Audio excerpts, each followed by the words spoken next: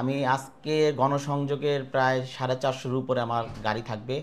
সেই সাথে সাথে আমাদের নেতাকর্মী ঢাকা 14 আসনের মাটি এবং বিভিন্ন এলাকার সাধারণ মানুষজন মিলে প্রায় 10-এর অধিক, 10,000-এর অধিক, 10,000-এর অধিক নেতাকর্মী থাকবে। আর ব্যক্তিগত আমার সাংগঠনিক অভিভাবক আমাদের বিএনপি ভারপ্রাপ্ত চেয়ারম্যান জনাব তারেক রহমান।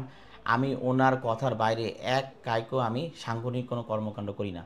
আমি যখনই যে সাংগঠনিক কর্মকাণ্ড করি আমার বিএনপি ভারপ্রাপ্ত চেয়ারম্যান জনাব তারেক রহমান এর নির্দেশে এবং ওনাকে অবগত করি এবং উনি যদি মনে করেন যে আমার চেয়ে বেটার, ভালো এবং এইখানে মাটি ও মানুষের সাথে মিশে আছে এমন কোনো প্রার্থী উনি দিবেন, অবশ্যই আমি ওনার সিদ্ধান্ত আমি সমর্থন জানাবো আর কি। আসলে নেতাকর্মী আমাকে প্রতিনিয়ত বলে যে ভাই একটা প্রোগ্রাম করেন। এর আগেও আমি অনেকগুলি প্রোগ্রাম করেছি, বড় বড় প্রোগ্রাম করেছি।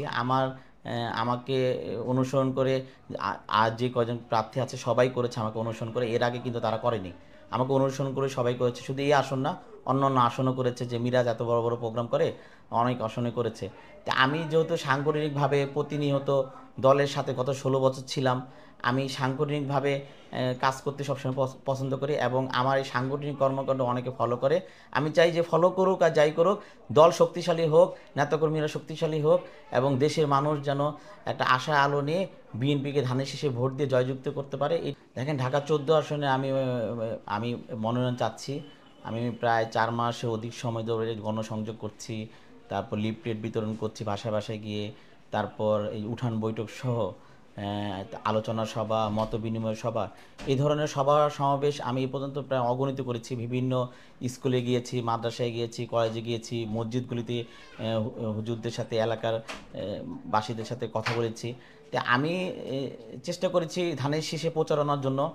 যেহেতু আমি ঢাকা মহানগর উত্তর যুবদলের সদস্য সচিব, আন্দোলন সংগ্রামে আমার ভূমিকা ছিল অনেক, যার কারণে আমাদের দল থেকে যে ক্রাইটেরিয়া ছিল যে যারা দীর্ঘদিন আন্দোলন সংগ্রামে ছিল, রাজপথে ছিল, জেল খেটেছে, নির্যাতন হয়েছে, তাদের থেকে বেছে মনোনয়ন দেওয়া হবে। ওইটার উপর ভিত্তি করে আমি এখানে প্রার্থী হয়েছি।